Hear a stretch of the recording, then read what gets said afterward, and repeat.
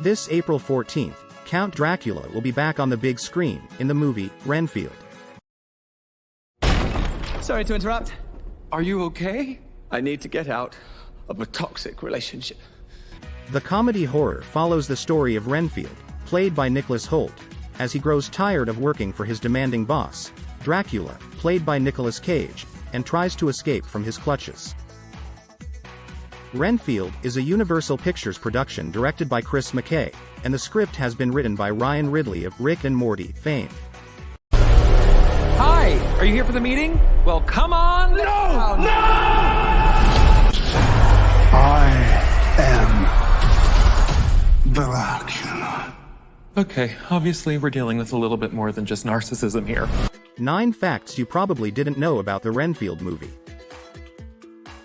1. Renfield is the second time Nicolas Cage plays a vampire. He already had experience playing a vampire in Vampire's Kiss, a 1988 American black comedy horror film directed by Robert Bierman. 2. Nicolas Cage studied several classic portrayals of vampires in preparation for his own interpretation in this film. Cage revealed that he studied Max Schreck's classic performance as the vampire Count Orlik in 1922's Nosferatu. He was also influenced by Andy Warhol's Dracula. One of the most famous and spectacular Dracula films is Francis Ford Coppola's Oscar-winning 1992 film, Bram Stoker's Dracula, which starred Gary Oldman as the main character. Gary Oldman is Cage's uncle. He was particularly struck by Gary Oldman's performance and studied his uncle's adaptation of Dracula. 3. Renfield is the second time Nicholas Hoult and Nicolas Cage have worked together. Nicholas Hoult is an established actor who has made a name for himself in films such as the X-Men franchise, Tolkien, Mad Max, Fury Road, and The Menu. This isn't the first time the actors have shared the screen together. They worked together on a film, The Weatherman, 18 years ago.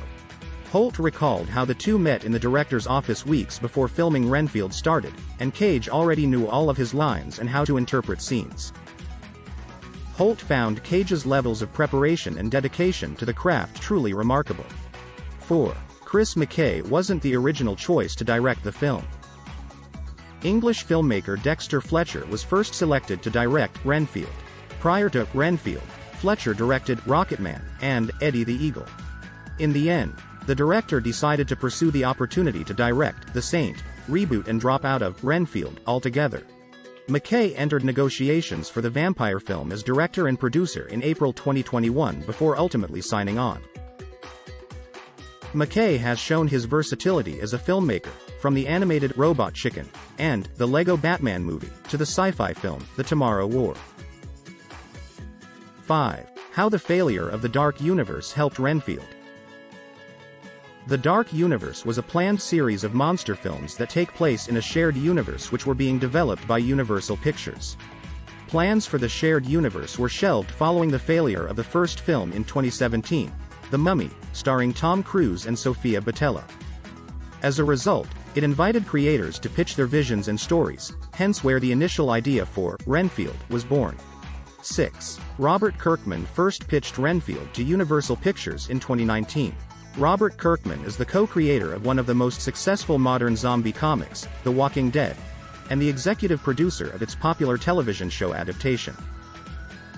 Kirkman and his production company Skybound Entertainment have worked on projects such as the comic books, Haunt, Outcast, and Marvel Zombies.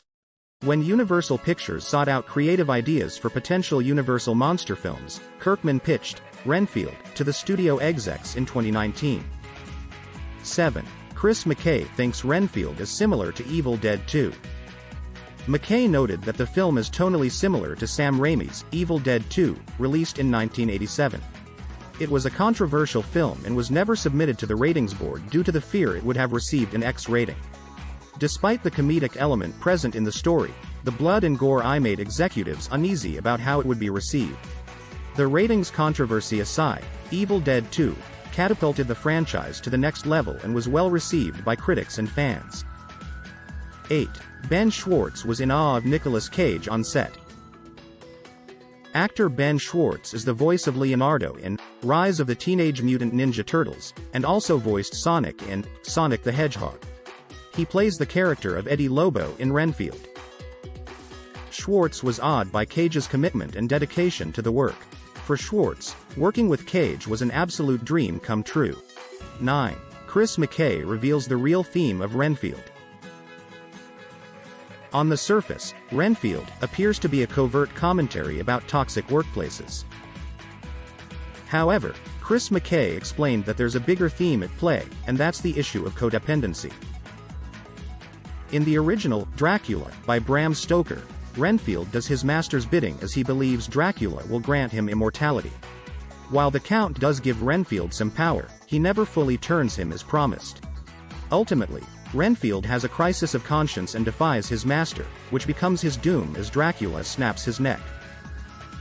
There's an element of codependency in the novel, which also filters its way into Renfield. Thanks for watching.